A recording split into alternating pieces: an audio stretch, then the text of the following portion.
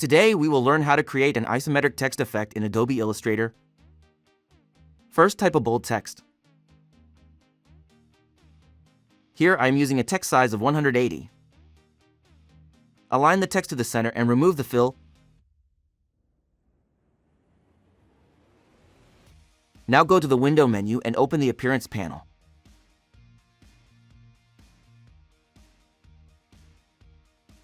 Add a new fill.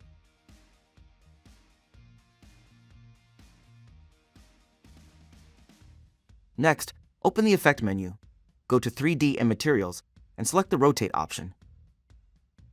In the Rotation presets, choose the preset called Isometric Left.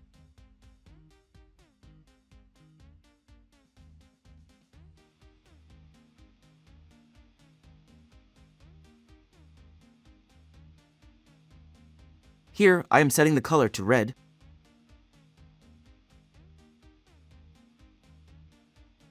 Now duplicate this fill. Change the color of the duplicate fill to dark red.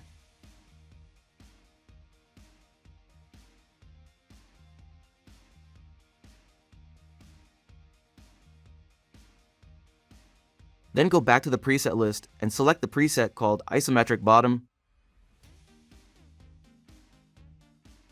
Then open the Effect menu again, go to Distort and Transform, and open the Transform settings.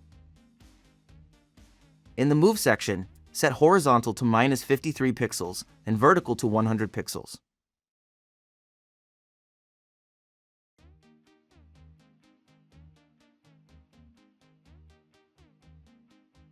Then click OK.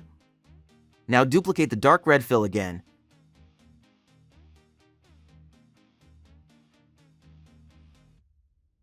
And move this new fill to the top of the list. Change its color to white. Open the Transform settings again and set horizontal to 53 pixels and vertical to -100 pixels.